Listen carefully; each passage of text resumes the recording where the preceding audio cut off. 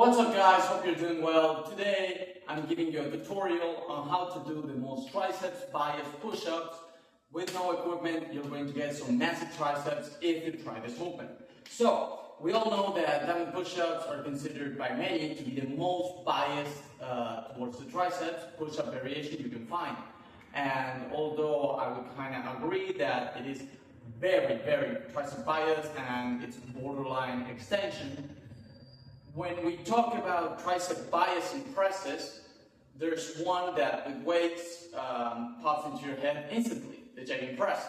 Be it whatever variation you want. The giant press is the most tricep bias press, and some people consider it isolation. It gets to that point. But diamond push-ups are not to that same level of triceps biasing as giant presses. They get close, but not quite. With BFR, they do, absolutely. But just by themselves, they don't. And if you don't have BFR bands, which you should buy a pair, but if you want to have variation or don't have any equipment available, maybe you're on vacation and you still want to get some big triceps, what I'm going to tell you is to try out this movement. And it's a very underrated one at that, and it's usually done very poorly. So, what I mean is the Sphinx push-ups. Now, when I mean Sphinx push-ups, a lot of people might mistake it for this movement right here, in which you lay like this, and then you extend. This movement sucks balls, straight up, sucks balls. Because, first of all, the degree of arm bend, just take a look, is 90 degrees. How much of a stretch are you getting here? Nothing, I could be in this position all day.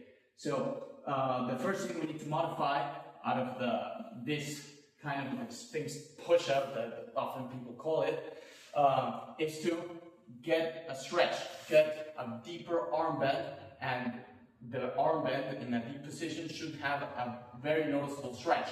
So that's how diamond push-ups are so triceps biased, because when you go down, you have a big arm bend and you have a lot of tension there.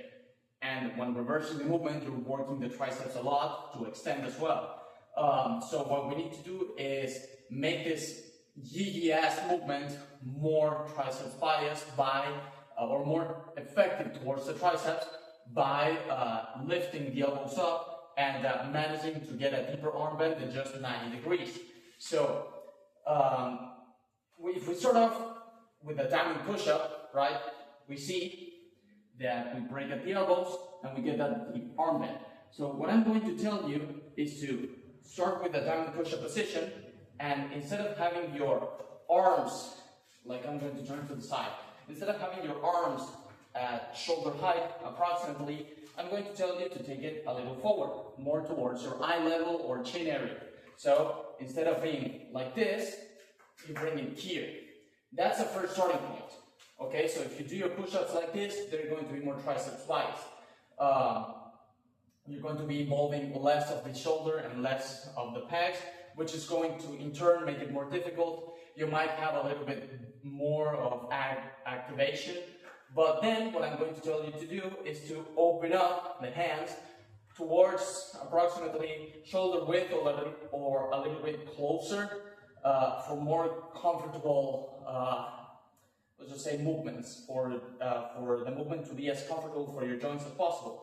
Because if you try to do your diamond push-ups like this, they can be a little tough on the shoulders and they can be a little tough on the elbows and on the wrist especially, because you're like turned in, internally rotated.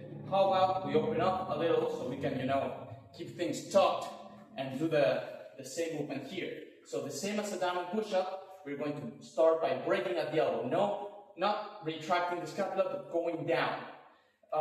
And then we're going to try to keep ourselves in that big elbow bend position without, releasing the tension, basically. So we're like this, we break at the elbows. That's one. Then we go down. That's two. We go down. That's three. And as you can see, the movement is very difficult. So if you struggle to get more than 15 reps, I recommend you to do some sort of regression, be it doing them on your knees like this. So something like this, which if you look at it like this, it is literally a push down.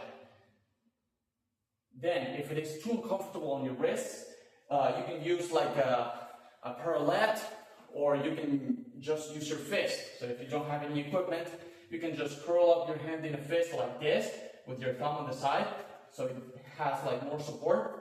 And from there, you're going to just like this, if you're on your knees, or like this. Jesus. This movement is very brutal for your elbows, for your triceps. I personally prefer to use my fist, not because of the wrist, but because you get a little extra range of motion, and it really goes a long way for this specific movement. If you really think about it, you're doing a ring extension, but with more stability, and on top of that, it might be a little safer on the shoulders. And also use less of your abdominal muscles. Everyone that does ring extensions know that they work your abs like crazy. So I'm going to tell you to give a shot, to give this movement a shot.